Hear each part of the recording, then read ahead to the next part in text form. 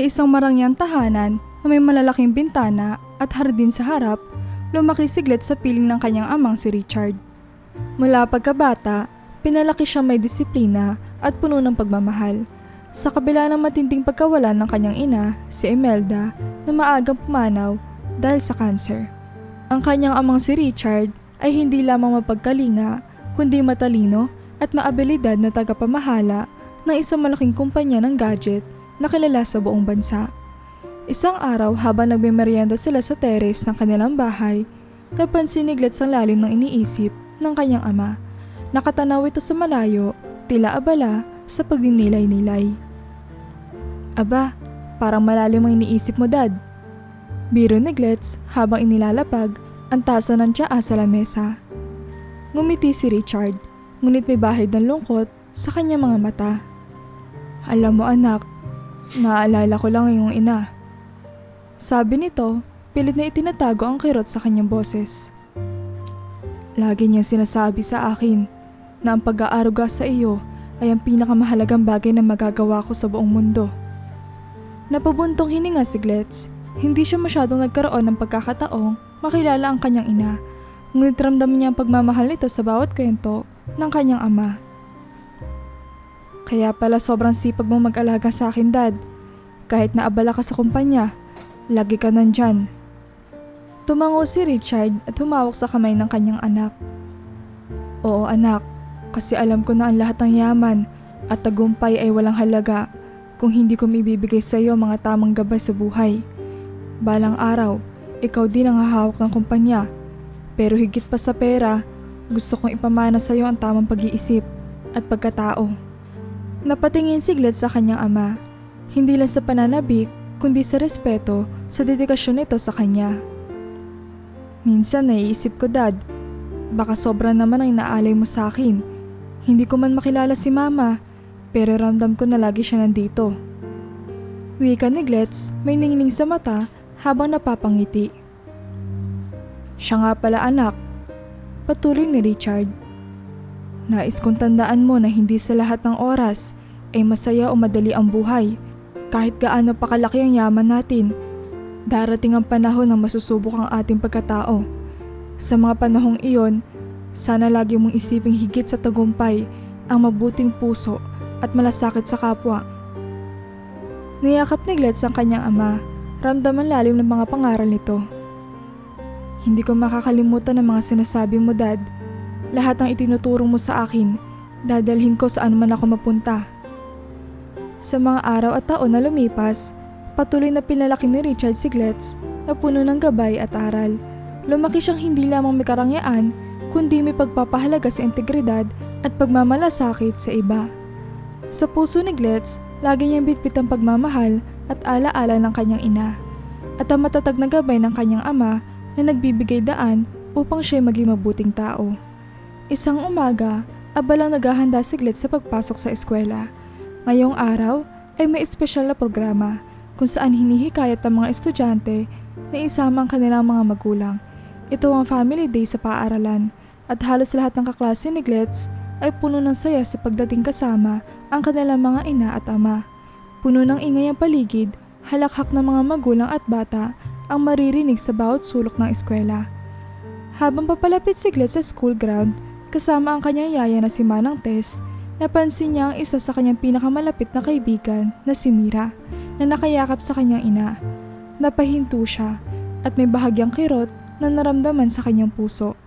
Matamis na ngumiti si Glet, ngunit sa kanyang kalooban ay may lungkot na tila bumibigat sa kanya. Hi Glet! Bati ni Mira habang nakahawak sa kamay ng kanyang ina. Kasama mo ba si mami mo? Napatingin si Glet kay Manang Tess, pilit na nagpipigil ng lungkot at ngumiti kay Mira. Hindi. Si Manang Tess lang ang kasama ko. Ngumiti naman si Manang Tess at bahagyang yumuko, nagpapakita ng respeto sa mga magulang ni Mira. Ako muna ang kasama ni Glet ngayon. Sabi ni Manang Tess, pilit na pinapaligaya ang bata. Habang tumatagal ang araw, nag-umpisa na ang programa. May mga laro at iba't ibang aktibidad ang bawat pamilya. Sa bawat tawa at sigawan ng mga bata at mga magulang, naramdaman ni Glitz na may kulang. Minsan ay napapatingin siya sa paligid at natutunghayan ng mga ina na nagpapayo, nagtuturo at nag-aalaga sa kanilang mga anak. Habang nasa isang gilid, napansin siya ng kanyang kaklaseng si Sam na tila na puna ang kanyang pananahimik. "Hey Glitz, okay ka lang?" Tanong nito. "Kulang yata tayo sa saya ngayon." "Okay lang ako, Sam." Nginitian niya ang kaibigan. "Masaya nga tingnan na mga kasama ang nanay, di ba?" Napakunot ang noo ni Sam, tila nagulat sa tanong ni Glitz. "Oo naman, ang saya nga kapag kasama ang mga nanay. Pero okay lang yan, Glitz. Andiyan naman si Manang Tess para sa'yo." Ngunit hindi ito naging sapat para sa kanya. Habang naglalakad siya pabalik sa kanilang upuan, pilit niya iniiwasan ang mga malulungkot na alaala ng kanyang ina. Naisip niya na sana naroon ang kanyang ina, na noon pa man ay gusto niya makilala at makasama. Lumapit si Manang Tess at marahang hinawakan ang balikat ni Glitz. "Alam mo, Glitz, mahal na mahal ka ng daddy mo at kahit wala ang mami mo, siguradong siya ang unang masaya sa bawat tagumpay at kaligayahan mo." Ngumiti si Glitz sa yaya. "Salamat, Manang Tess, pero minsan gusto ko rin sanang maranasan ang may nanay sa mga ganitong okasyon." Sa ilalim ng araw ng Family Day, natapos ang programa. Ngunit sa puso ni Glitz, nanatiling may kirot ang pangarap na makapiling ang kanyang ina sa mga simpleng bagay gaya ng isang masayang araw na iyon. Makalipas ang ilang araw mula sa Family Day, nagkaroon ng panibagong pagkakataon para sa mga mag-aaral na magkumpulan at magkwentuhan sa oras ng tanghalian. Habang abala ang bawat isa sa pagkain, nagsimula ang usapan tungkol sa mga magulang, partikular na ang ina. Ang bawat isa ay nagsasalaysay ng kani-kanilang kwento tungkol sa kung paano sila inaalagaan, pinapagalitan o tinuturuan ng kanilang mga ina sa iba't ibang paraan. "Alam niyo ba?" kwento ni Mira habang ngumunguya ng sandwich. "Kapag gabi, palagi akong pinapakain ng mainit na sabaw ni Mama bago matulog. Kapag may sakit ako, siya ang unang nag-aalaga at binabantayan ako buong gabi." Tumawa ang iba at sabay na nagkwento naman si Sam. "Ako naman, ang mami ko, sobrang strict. Kapag di ko ginawa yung homework ko, lagot ako. Pero alam kong ginagawa niya yun kasi mahal niya ako." Habang nagkukwentuhan sila, tahimik lang na nakikinig si Glitz. Sa bawat kwento ng kanyang mga kaklase, lalo niyang nararamdaman ang kakulangan sa kanyang buhay. Kung si Mira o si Sam ay may mga kwento ng yakap at pag-aaruga ng kanilang mga ina, siya ay tahimik lamang. Iniisip kung paano kaya kung narito rin ang kanyang ina na si Imelda. Napansin ni Mira ang kanyang pananahimik. "Glitz, hindi ka ba kinakwentuhan ni mami mo bago matulog?" Tanong niya, inosente at walang mali siya ang tanong. Napalunok si Glitz at pinilit ng ngumiti. Hindi. Hindi ko kasi nakilala si Mama. Maagang nawala siya." Sagot niya, pilit na itinatago ang lungkot sa boses. Nagkatinginan ng mga kaklase ni Glitz at sa mga mata nila ay may bahagyang habag. "Ay sorry, hindi ko alam, Glitz." Sabi ni Mira, tila nag-aalala sa kanyang nasabi. Hindi na sumagot si Glitz at pilit na bumalik sa pagkain, ngunit hindi maikakaila ang lungkot na bumalot sa kanyang puso. Naisip niya maswerte ang kanyang mga kaibigan. Mayroon sila mga ina na alaga at gabay nila, habang siya ay tila nag-iisa lamang sa kanyang nararamdaman. Naalala niya ang mga gabing ginigising siya ng malamig na simoy ng hangin, kung kailan walang inang yumayakap sa kanya at nagbabantay habang siya'y natutulog. Pagkatapos ng tanghalian, habang naglalakad siya pabalik sa kanilang silid-aralan, sinubukan ni Glitz na itago ang kanyang pagkalungkot. Alam niyang mayaman sila, may maganda siyang tahanan at isang amang nagmamahal sa kanya. Ngunit sa kabila ng mga yaman at mga bagay na mayroon siya, hinahanap pa rin ng kanyang puso ang yakap at kalinga ng isang inang hindi na niya makikilala kailanman. Sa kanyang isipan, iniisip niya ang isang posibilidad kung siya ay maaaring magkaroon ng pagkakataong makasama ang kanyang ina kahit sa panaginip lamang. Maramdaman man lang ang pagmamahal na matagal ng kanyang kinaiinggitan sa iba. Dumating ang buwan ng Mayo at sa eskwelahan ni Glitz ay nagkaroon ng selebrasyon para sa Mother's Day. Inatasan ng mga mag-aaral na gumawa ng liham para sa kanilang mga ina. Isang simple ngunit makabuluhang paraan upang maipakita ang pasasalamat at pagmamahal. Lahat ng mga kaklase ni Glitz ay abala sa pagsusulat, habang ang iba ay masaya nagkukwento tungkol sa kanilang mga plano. May mga bulaklak, may mga nag-order ng cake, at may iba pa na nagplano ng sorpresa para sa kanilang mga ina.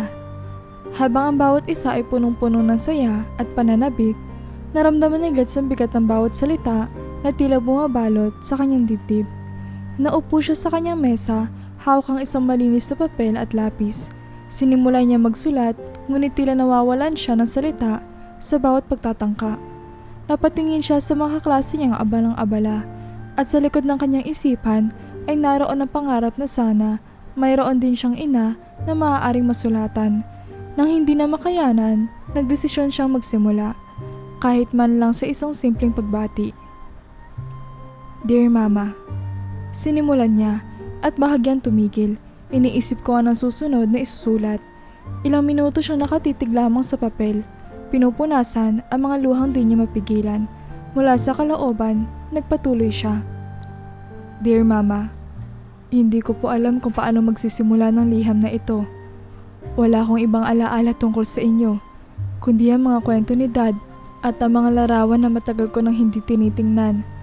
Minsan iniisip ko, paano kaya kung naririto ka? Ano kaya ang sasabihin mo sa akin tuwing nalulungkot ako? Ano kaya ang amoy ng iyong yakap o ang tunog ng iyong boses? Hindi ko po alam ang mga kasagutan sa mga tanong na iyon. At habang tumatagal, lalo kong nararamdaman ang pagkainggit sa mga kaklase kong kasama ang kanilang mga ina. Sila nararamdaman ng pagmamahal na hinahanap-hanap ko. Alam kong mahal mo ako, Mama, kahit hindi na tayo nagkita. Sana sa isang paraan, maramdaman mo rin kung gaano kita kamahal kahit na wala ka na rito. Nagmamahal ang iyong anak, Glitz. Habang binabasa niya ang isinulat, hindi na niya napigilan ng mga luha. Nang mapansin siya ni Manang Tess, ang yaya niyang laging nag-aalaga sa kanya, lumapit ito at hinawakan ng kanyang balikat. Ano bang iniiyakan mo, Glitz? Tanong ni Manang Tess, puno ng malasakit. Napatingin siya sa yaya at niyakap ito. Namimiss ko si Mama, Manang Tess. Kahit hindi ko siya nakilala, gusto ko sanang kasama ko siya, lalo na sa ganitong pagkakataon. Hinaplos ni Manang Tess ang buhok ni Glitz. Alam mo, Glitz, kahit hindi mo kilala ang mami mo, nandyan siya, nasa bawat pangarap mo, sa bawat aral na tinuturo ng daddy mo sa'yo, at nandito rin siya sa puso mo. Hindi ka nag-iisa, at mahal na mahal ka ng mami mo kahit hindi mo siya makasama ngayon. Sa sandaling iyon, kahit papaano, nabawasan ang bigat ng kanyang damdamin. Hindi man niya kayang palitan ng kanyang ina, si Manang Tess at ang kanyang ama ay nandyan upang gabayan at alagaan siya. Nilakasan ni Glitz ang kanyang loob, sinarado ang kanyang liham at ipinangako sa sarili na magiging mabuting tao siya. Hindi lamang para sa kanyang ama, kundi para rin sa ina niyang hanggang sa puso't alaala na lamang makakasama. Sa bawat pagkakataon, pinipilit ni Richard na punan ng kakulangan ng isang ina sa buhay ni Glitz. Sinisigurado niya mararamdaman ng anak ang kanyang presensya at pagmamahal, kahit gaano pa siya kaabala sa trabaho. Sa tuwing may espesyal na okasyon sa paaralan ni Glitz o sa tuwing may problema ito, agad na nandyan si Richard, handang makinig at mambigay ng payo. Isang gabi, matapos ang selebrasyon ng Mother's Day sa eskwela, napansin ni Richard ang tila kalungkotang bumabalot kay Glitz. Tahimik ito habang nagdi-dinner, bagay na hindi nakasanayan ng kanyang ama. Naramdaman ni Richard ang bigat ng tinadala ng anak, at bilang isang mapagmalasakit na ama, agad niya itong kinausap. Anak, napapansin kong parang may bumabagabag sa'yo, sabi ni Richard habang nilalapag ang kubyertos. Alam mong nandito lang ako, 'di ba? Pwede mong sabihin sa akin ang lahat. Sandaling nag-atubili si Glitz, ngunit nakita niya ang sinserong ekspresyon ng kanyang ama. Daddy, sa school kasi kanina, pinagawa kami ng liham para sa mga mami namin. Hindi ko maiwasang mainggit sa mga kaklase ko na may mga mami na kasama at nag-aalaga sa kanila. Tahimik na nakinig si Richard at ang kanyang puso ay napuno ng kirot para sa anak. Inabot niya ang kamay ni Glitz at banayad na hinawakan nito. Alam kong hindi madaling mawala ng isang inaanak, pero gusto kong malaman mo na mahal kita. Kahit wala na ang mami mo, nandito ako para punan ng bawat pangangailangan mo. Gagawin ko ang lahat para maramdaman mong hindi ka nag-iisa. Ngumiti si Glitz, naramdaman tunay na pagmamahal mula sa kanyang ama. Salamat, Dad. Alam kong ginagawa mo ang lahat. Minsan lang talaga, hindi ko maiwasang maramdaman na may kulang. Sagot niya, may luha sa kanyang mga mata. Niyakap siya ni Richard at nagpa siyang maglaan ng mas maraming oras sa anak. Mula ngayon, mas marami pa tayong oras para sa isa't isa. Gagawin natin ang lahat ng magagawa ng isang pamilya, okay? Kahit ano pa ang kulang, nandito ako at ang pagmamahal ko sa'yo. Sa gabing iyon, napagtanto ni Glitz na bagaman hindi na niya makakasama ang kanyang ina, may ama siyang walang sawang nandyan para sa kanya. Handang ibigay ang lahat upang siya'y lumaking may pagmamahal at gabay. Makalipas ang ilang taon habang binata na si Glitz, unti-unti niyang pinapakita ang interes sa negosyo ng kanyang ama. Alam ni Richard na ito na ang tamang panahon upang unti-unti nang ipakilala sa kanyang anak ang mundo ng negosyo. Kaya naman isang araw ay inimbitahan niya si Glitz na sumama sa isang mahalagang board meeting para maranasan ito ang mga proseso ng pagpapatakbo ng kumpanya. Habang papasok sila sa conference room, hindi mapigilan ni Glitz ang kabahan. Malalaki ang opisyal na makakasama nila sa silid at alam niyang may mabibigat na diskusyon ang mangyayari. Subalit, sa kabila ng kaba, mas lalo siya naudyukan na magpakita ang gilas at ipakita ang kanyang kahandaan sa kanyang ama. Nagsimula ang meeting sa presentasyon ng mga kinatawan ng iba't ibang departamento. Bawat isa ay nag-ulat ng kanilang progreso at mga planong nais ipatupad. Tahimik na nakikinig si Glitz, sinusubukan niyang unawain ang bawat impormasyon na binibigay. Kasabay nito, tinuturing niya isang aralin ng bawat bahagi ng talakayan, lalo na nang dumating na sa punto ng pagsusuri sa mga numero at estratehiya ng kumpanya. Sa bawat detalye, napansin ni Richard ang matinding atensyon ng kanyang anak. Nang matapos ang meeting, nagsalita si Richard at itinuro si Glitz sa harapan ng mga opisyal. I would like you all to meet Glitz, my son. One day, he will be helping me run this company. Pahayag ni Richard, puno ng pagmamalaki. Napansin ni Richard ang pananabik sa mga mata ng mga kasama sa board habang nakatingin sila kay Glitz na nagbigay ng maikling pagtango bilang paggalang. Nang lumapit si Glitz sa tabi ng kanyang ama, bumulong sa kanya si Richard.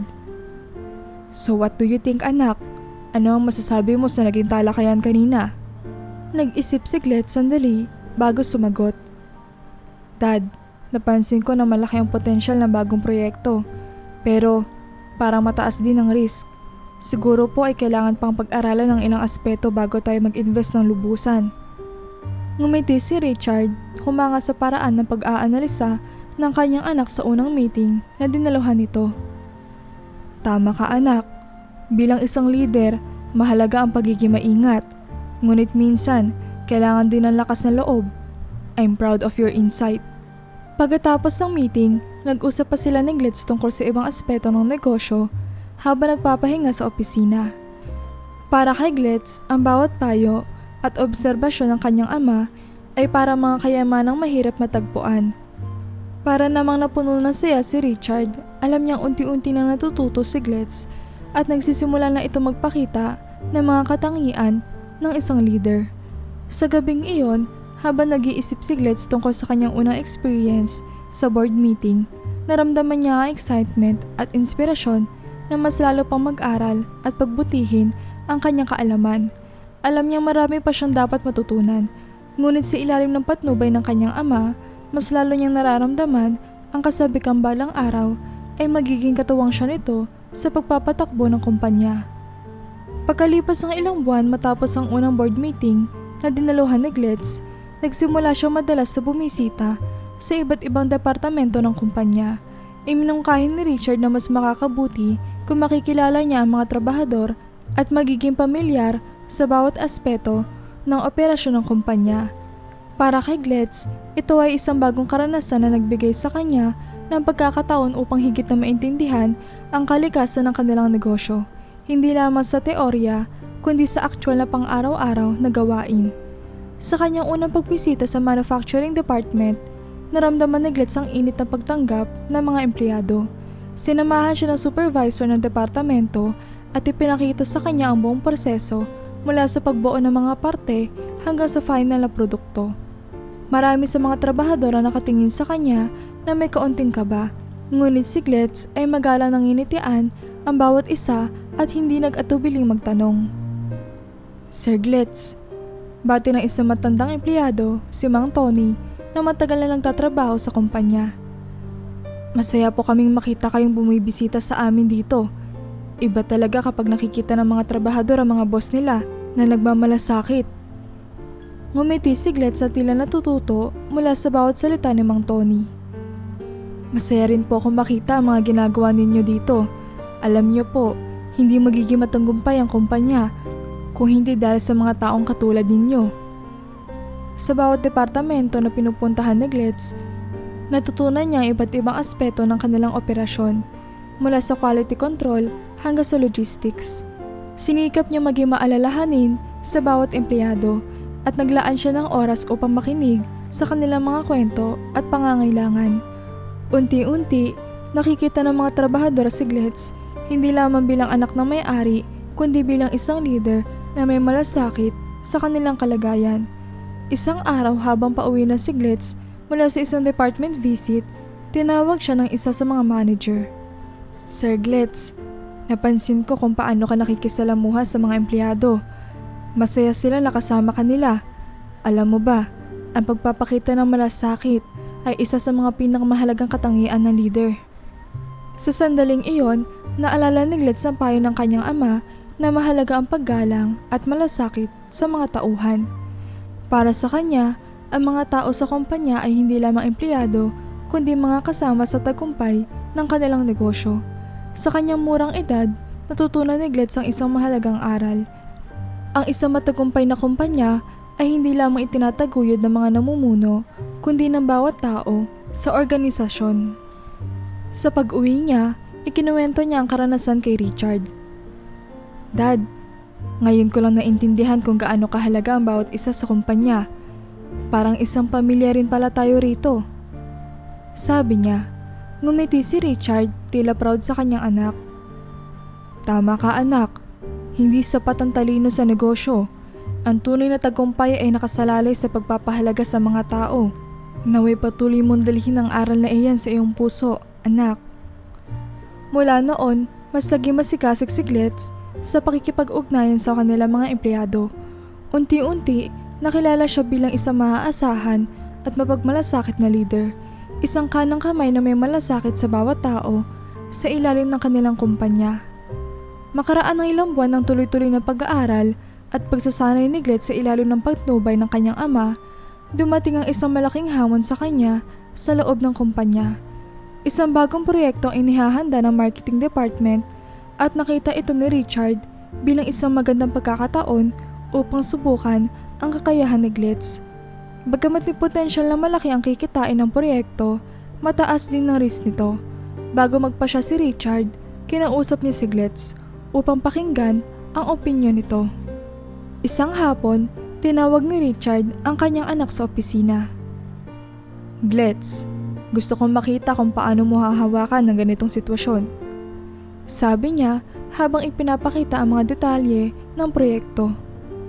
Alam kong mataas ang risk, pero may malaking pagkakataon din na makukuha natin ang target market nito. Ano sa tingin mo? Tahimik na binasa ni Glitz ang mga detalye.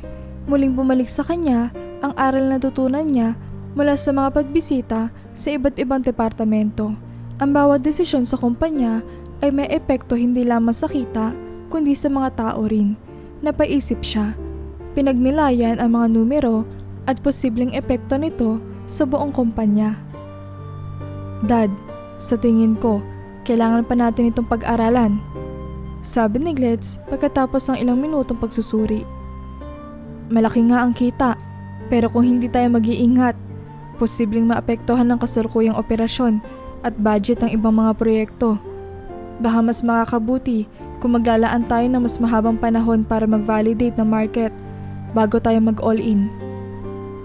Ngumiti si Richard, baka sa kanyang muka ang kasiyahan sa maingat na pagsusuri ng anak. Maganda ang pagsusuri mo, Gletz. Sa negosyo, mahalaga ang balanseng pagtanaw. Hindi lahat ng oportunidad ay kailangan nating sunggaban agad, lalo na kung may mga matinding epekto ito sa kabuuang sistema. Sa kabila ng narinig mula kay Gletz, tinawag ni Richard ang mga head ng ibang departamento at ipinaalam ang mungkahi ng anak.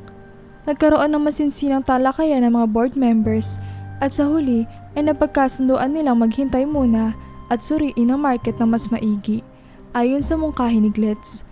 Sa desisyong iyon, naramdaman ni Gletz ang kumpiyansa ng kanyang ama at mga kasama sa board sa kanyang kakayahan. Napagtanto niya na hindi lamang ito tungkol sa pagiging tama o mali, kundi sa pagtanaw ng mas malaking larawan at sa epekto ng bawat hakbang sa kumpanya. Lumapit si Richard kay Gletz matapos ang meeting.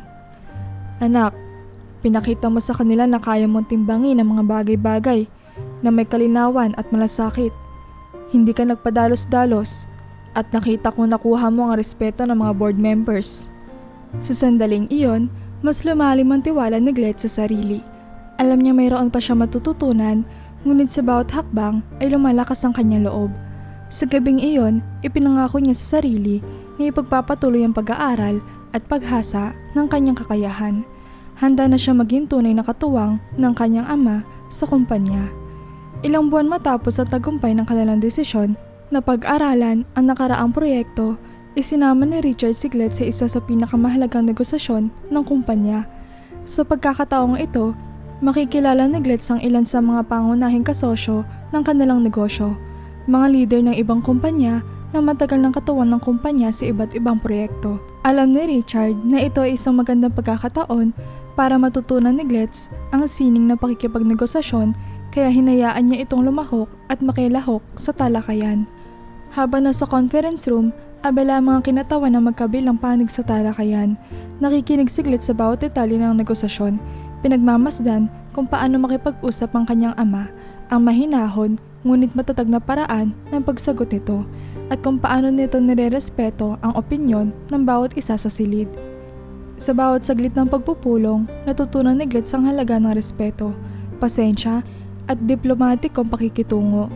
Nang huminto ang talakayan para sa isang pahinga, lumapit si Richard kay Gletz. Anak, ngayon ang tamang pagkakataon para sa'yo na makisali. Gusto kong marinig nila ang opinyon mo sa mga plano nating i-expand ang linya ng produkto.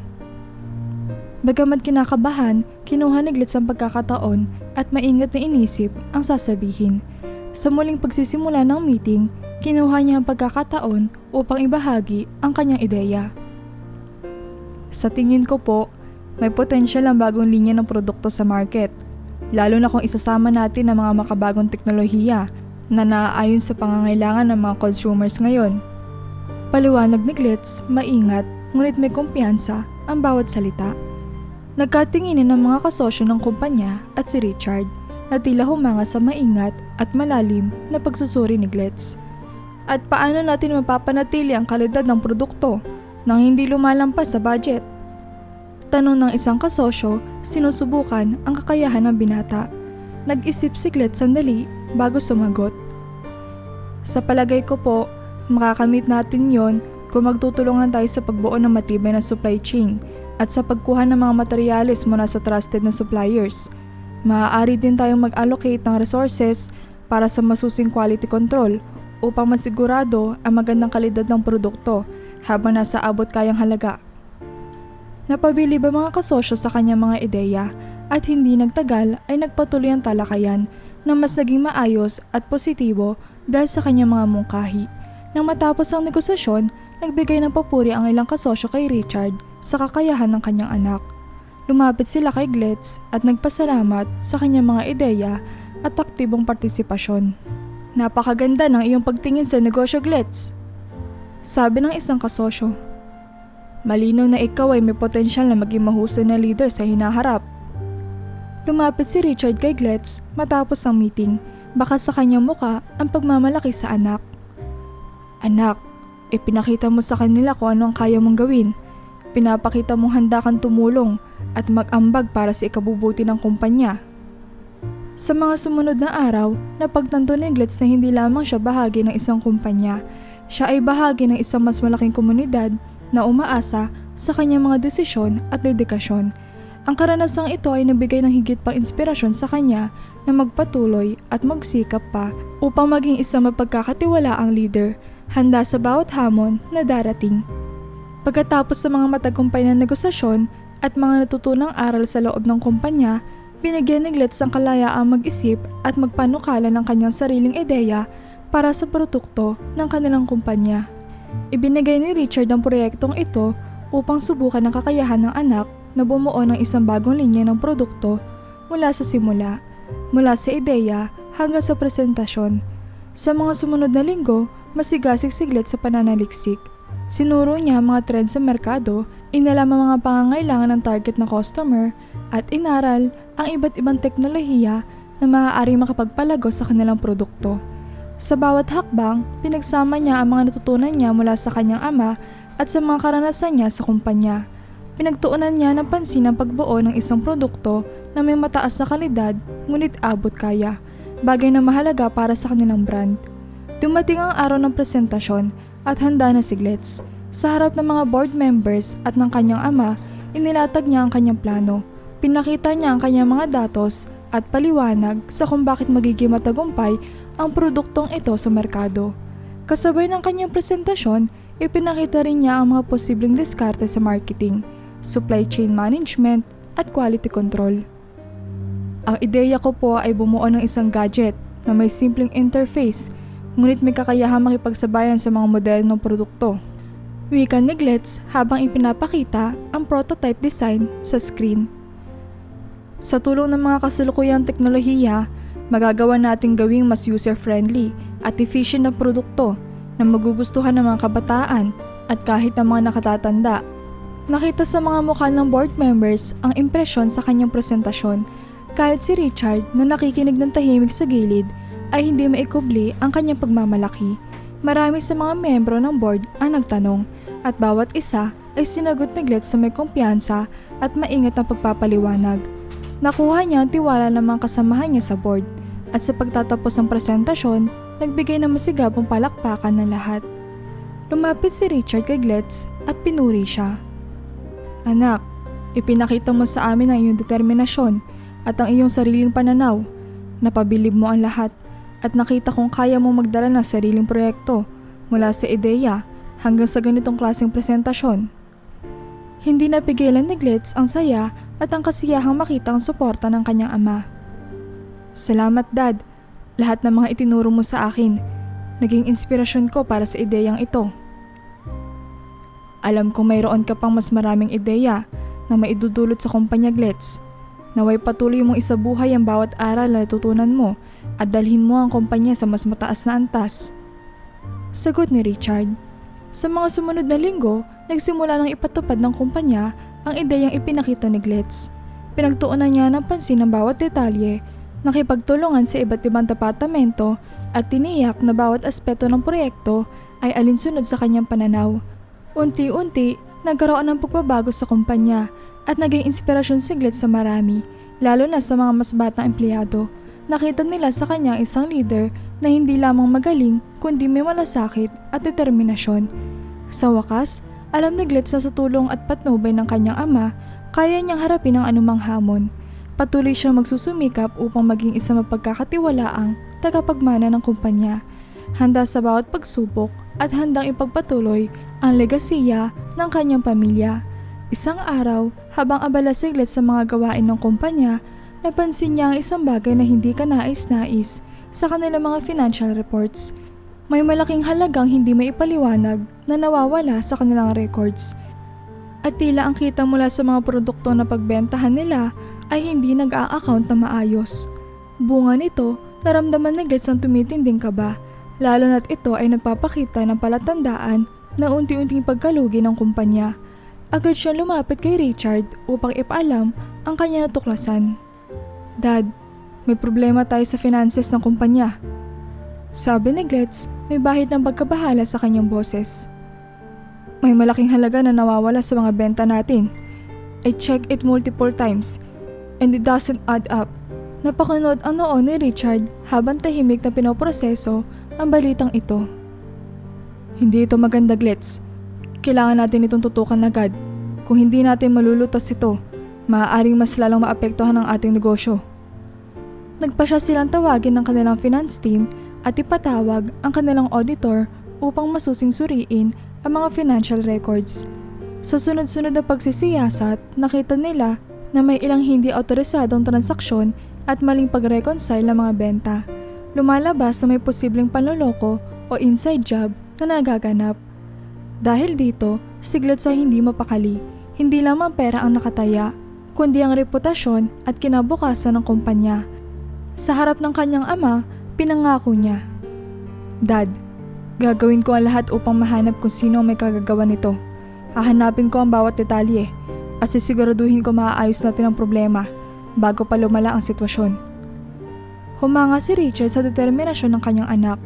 Alam niyang malaki ang hamon na ito, ngunit nakita niya rin kung paano lumaki at natutong harapin ni Glitz ang mga pagsubok sa mga nagdaang taon. Kasama ang ilang mga pinagkakatiwalaang miyembro ng team, sinimulan ni Glitz ang masinsinang investigasyon. Naghanap sila ng mga ebidensya sa bawat dokumento, kinapanayam ang mga tao sa kanilang accounting at sales departments, at inisa-isa ang mga transaksyon upang mahanap ang pinagmulan ng problema.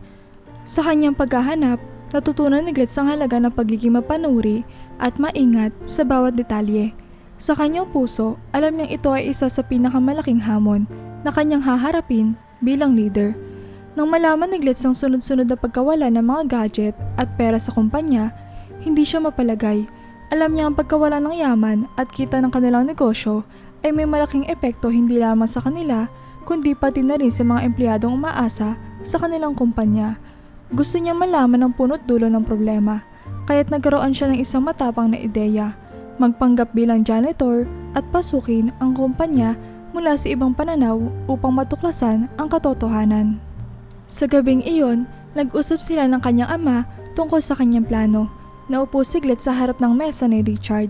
Seryoso ang ekspresyon sa kanyang muka.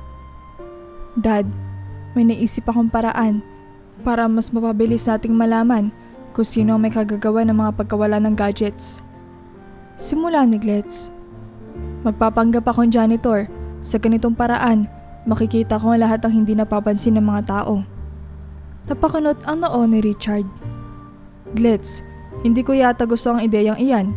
Hindi mo alam kung anong klaseng panganib ang maaaring humarap sa'yo. Isa pa, hindi mo na kailangang bumaba ng ganoon para malaman ang mga sagot. Alam ni Glitz na nag-aalala ang kanyang ama, kaya't mahinahon niyang pinaliwanag ang kanyang dahilan.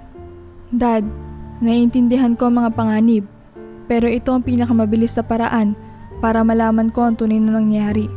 Kapag janitor ako, walang mag-aakala may sinusubaybayan ako o nakonektado ako sa kumpanya. Hindi ba't minsan kailangan natin makita ang negosyo mula sa ibaba para maintindihan ang kabuuan? Tahimik si Richard, pilit na iniisip ang bawat salita ng kanyang anak. Ramdam niya ang determinasyon ni Glitz, ngunit bilang ama, likas ang kanyang pag-aalala. Ngunit alam din niya na ang pagiging responsable ng kanyang anak at ng kanyang layunin para sa ikabubuti ng kumpanya. Matapos ang ilang minuto ng katahimikan, napabuntong hininga si Richard at tumango ng bahagya. Sige anak, kung ito talaga sa tingin mong tamang paraan. Pero gusto kong maging maingat ka. Huwag kang gagawa ng anumang bagay na ikalalagay mo sa peligro at tandaan mong narito ako para sa'yo. Ngumiti si Glitz at sa kabila ng kaba, naramdaman niya ang suporta ng kanyang ama. Salamat Dad, nangako ako, mag-iingat po ako at ipapakita ko sa iyo na kaya ko itong gawin. Sa mga sumunod na araw, naghanda si Glitz para sa kanyang misyon. Nagpagupit siya ng mas simpleng estilo ng buhok, nagsuot ng salamin at pinili ang pinakakaraniwang damit na makikita sa kanilang wardrobe. Sa araw na magsisimula na siya bilang isang janitor, hindi na si Gletz ang pumasok sa opisina, kundi si Joel. Isang bagong empleyado ng maintenance team. Nakaramdam siya ng kakaibang excitement at kaunting kaba, ngunit determinado siyang malaman ang katotohanan. Habang naglalakad siya sa mga opisina at naglilinis ng mga mesa at sahig, napansin niyang hindi siya pinapansin ng mga empleyado, eksakto tulad ng inaasahan niya. Ramdam niyang nasa tamang direksyon siya para matuklasan ang sikreto ng pagkawala ng mga produkto sa kanilang kumpanya. Sa unang araw ng pagpapahinga ni Gletz bilang janitor, binago niya ang kanyang anyo bilang si Joel, isang simpleng tauhan ng maintenance team. Nag-iiba na ang kanyang pananaw sa kumpanya. Sa halip na marinig ang boses ng mga opisyal sa boardroom, ngayon ay naririnig niya ang usapan ng mga rank and file employees, mga usapan sa cafeteria at mga kwentuhan sa likod ng mga pasilyo. Ngayon, nakita niya ang araw-araw na buhay ng mga taong mas malapit sa operasyon ng kumpanya. Habang abala sa paglilinis ng hallway, napansin ni Gletz ang pagdaan ng ilang empleyadong hindi niya madalas nakausap noon. Naghahanap siya ng anumang senyales o usapan na magbibigay liwanag sa pagkawala ng mga gadget. Sa tuwing may makikita siya naglalakad na may daladalang kahon o papeles, sinisikap niya magmasid ng palihim. Sa kanyang paglibot, napansin ni Gletz na may mga lugar sa opisina na madalas na hindi pinapansin ng mga empleyado, ngunit may mahalagang gamit. Isa rito ang storage room kung saan nakaimbak ang mga bagong labas na gadget na handa nang i-deliver sa mga tindahan at distributors. Palihim niyang minamasdan ang mga nagtatanggal ng mga kahon at sinusubaybayan ang bawat kilos ng mga tao roon.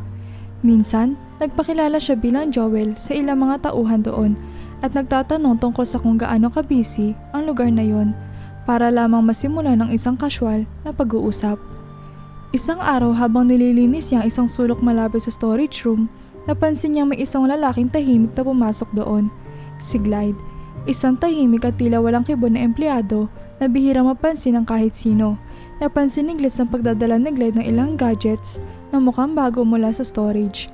Kaagad niya napagtanto na may kakaibang nangyari, kaya tahimik siyang sumunod kay Clyde nang hindi napapansin. Nakita niya si Clyde na tahimik na inilalagay ang ilang gadgets sa loob ng isang lumang bag. Walang sinasabi si Clyde at tila sanay na ito sa kanyang ginagawa. Hindi maiwasan ni Gletz na maghinala. Natuklasan niya baka may kinalaman si Clyde sa sunod-sunod na pagkawala ng mga gadget sa kanilang kumpanya.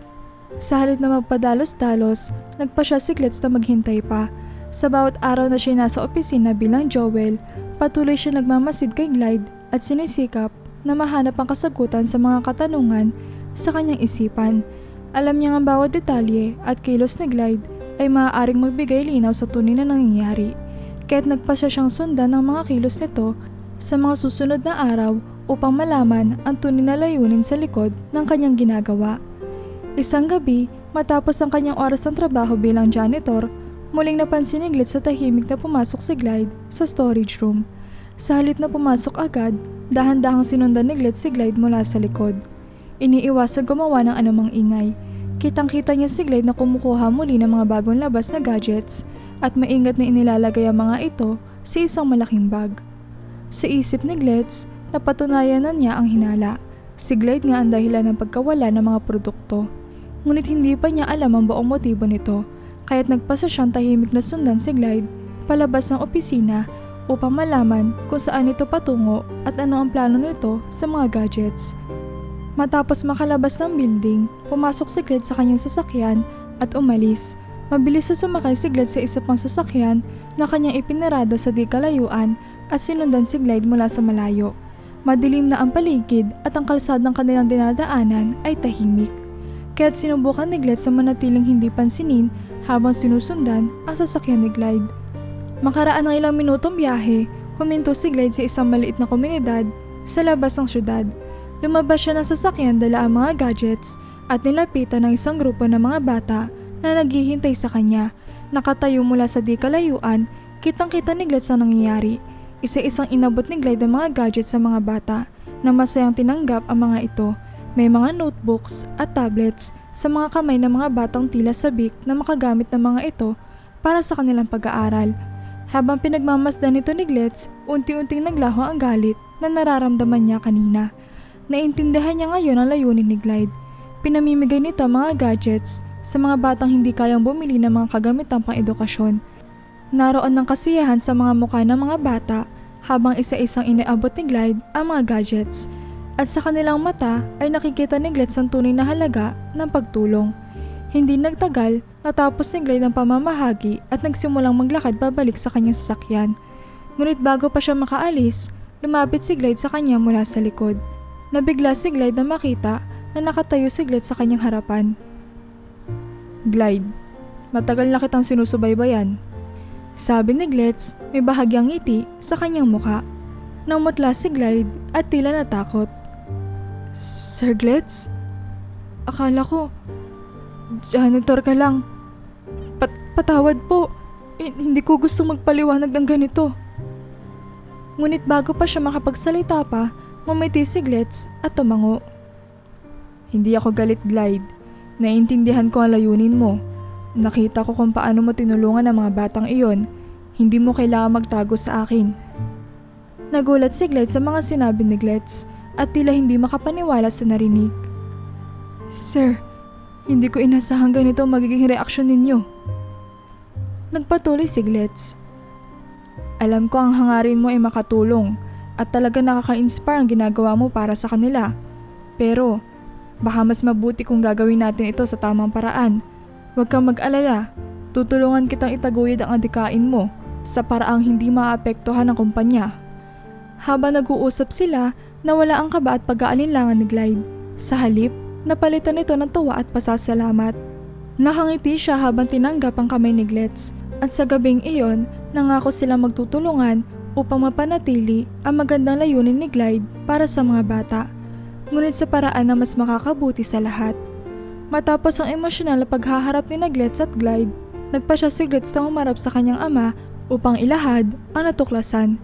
Kinausap niya si Richard kinabukasan sa opisina at ipiniliwanag ang buong sitwasyon mula sa kanyang pagkakakilala kay Clyde hanggang sa layunin nitong tumulong sa mga batang walang kakayahang bumili ng gadget para sa kanilang edukasyon. Habang ikinukwento ni Clyde ang ginawa ni Clyde, nakikinig si Richard na may malalim na pagninilay. Nang matapos si Clyde sa kanyang pagsasalaysay, tumingin si Richard sa kanyang anak, may halong pag-aalala at pagmamalaki sa kanyang muka. "Alam mo, Clyde," simula ni Richard, "hindi madali ang magpatawad at mas lalo nang mahirap ang magbigay ng tiwala sa mga ganitong sitwasyon. Pero gusto kong sabihin sa iyo na tama ang desisyon mo. Nakita mong may maganda siyang layunin at higit sa lahat, ginusto mong tulungan siya sa tamang paraan. Bilang leader ng kumpanya, napakahalaga ng pagkakaroon ng malasakit sa mga empleyado at sa komunidad." Lumambot ang ekspresyon ni Richard at tumango siya. "Kaya't kung gusto mong ituloy ang proyekto ni Clyde, susuportahan kita. Gawin natin itong isang opisyal na programa ng kumpanya, isang community outreach project na magbibigay ng gadgets sa mga batang nangangailangan para sa kanilang pag-aaral." Napangiti si Clyde sa kanyang ama at sabik siya nagpasalamat. "Salamat, Dad. Alam kong sa ganitong paraan, mas marami tayong matutulungan at magagawang mabuti. Si Clyde at ako, may mga plano na rin kung paano natin ito masisimulan ng tama." Sa kanilang usapan, sinimulan nilang buuin ang bagong proyekto ng kumpanya, isang programa na magbibigay ng tulong sa mga estudyanteng walang sapat na kagamitan sa pag-aaral. Tinawag nila itong Handog Edukasyon, isang proyekto na naglalayong magbigay ng gadgets tulad ng tablets at notebooks sa mga batang kapuspalad ngunit may pangarap na makapag-aral. Nang binalitan nila ito sa opisina, tuwang-tuwa si Clyde sa hindi inaasahang balita. Naluha siya sa saya at hindi makapaniwala na ang simpleng pangarap niya makatulong ay naging inspirasyon sa kumpanya na magtayo ng ganitong proyekto. Nagsimulang kumalat ang balita sa kumpanya at marami sa mga empleyado ang nag-volunteer para maging bahagi ng programa. Ang kanilang kumpanya na minsan ang naguluhan at napanghinaan ng loob dahil sa pagkawala ng kita ay nagkaroon ng panibagong pag-asa at layunin. Mula noon, naging masigasig si Clyde sa pangangasiwa ng handog edukasyon, kasama si Clyde at iba pang empleyado. Nakipag-ugnayan sila sa mga paaralan at komunidad na nangangailangan ng tulong, at unti-unting dumami ang mga estudyanteng nakinabang sa proyekto. Dahil sa pagsisikap ni Clyde at sa suporta ni Richard, lumago ang programa. at hindi nagtagal ay nakilala ang kanilang kumpanya hindi lamang dahil sa mga dekalidad na gadget, kundi dahil din sa malasakit na inaalay nila para sa edukasyon at kinabukasan ng mga kabataan. Sa bawat batang natutulungan ng proyekto, natutunan ni Glitz ang tunay na halaga ng negosyo, hindi lamang para sa kita, kundi para sa paglilingkod at pagtulong sa iba. Ilang buwan matapos ilunsad ang programang Handog Edukasyon, nakita ni Glitz ang malaking epekto ng kanilang proyekto sa mga komunidad.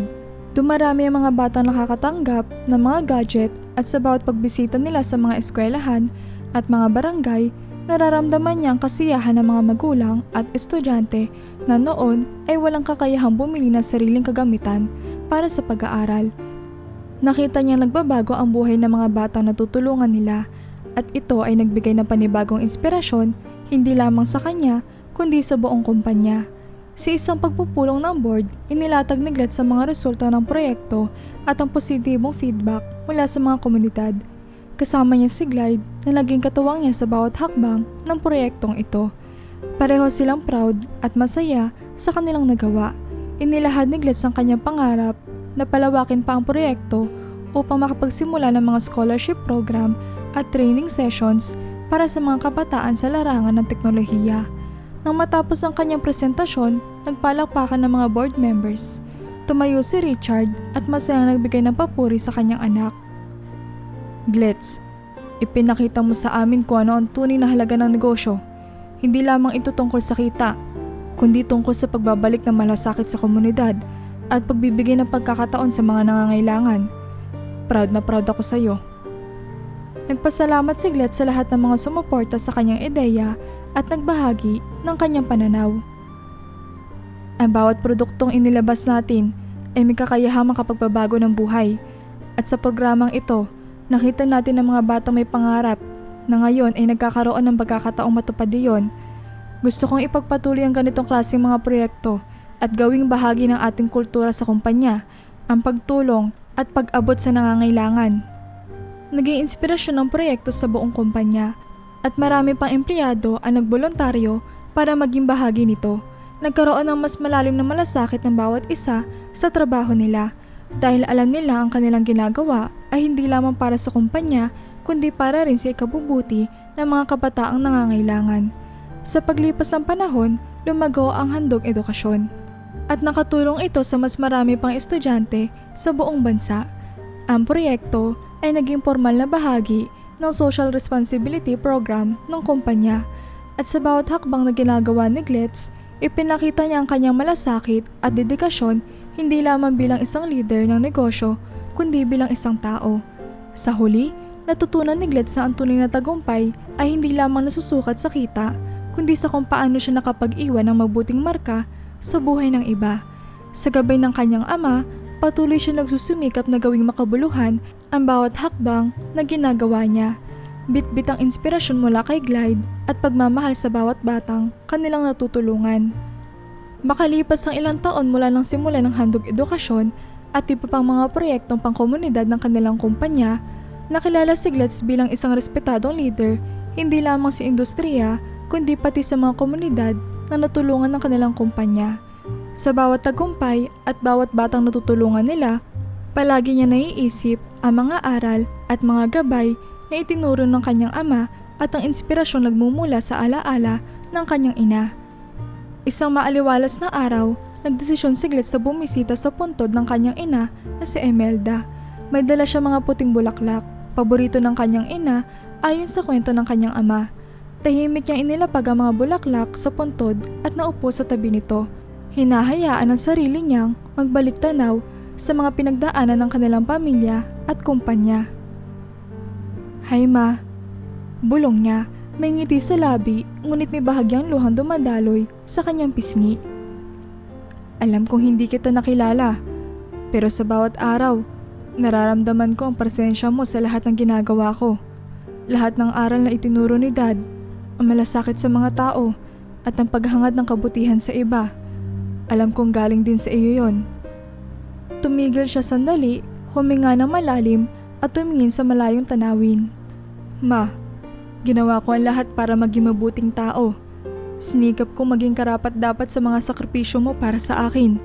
At lagi kong iniisip na ang bawat batang natutulungan namin ay parang bahagi ng inyong pangarap. Nagpatuloy siya sa pagsasalita, parang naroon sa tabi niya ang kanyang ina. Marami pang kailangan gawin, pero alam kong kaya ko, lalo na't kasama ko si Dad at ang mga tao sa kumpanya na naniniwala sa ating layunin. Sana, kung nasan ka man ngayon, ipinagmamalaki mo ko, Ma. Sa kanyang pagdalaw na iyon, naramdaman ni Glitz ang kapayapaan at ang pagnanais na ipagpatuloy ang lahat ng kanyang nasimulan. Itinuloy niya ang sandaling iyon sa katahimikan. Ramdam ang connection sa kanyang ina kahit hindi nila nagawang makasama sa buhay. At sa kanyang puso, alam niyang palaging naroon ang gabay ng kanyang ina.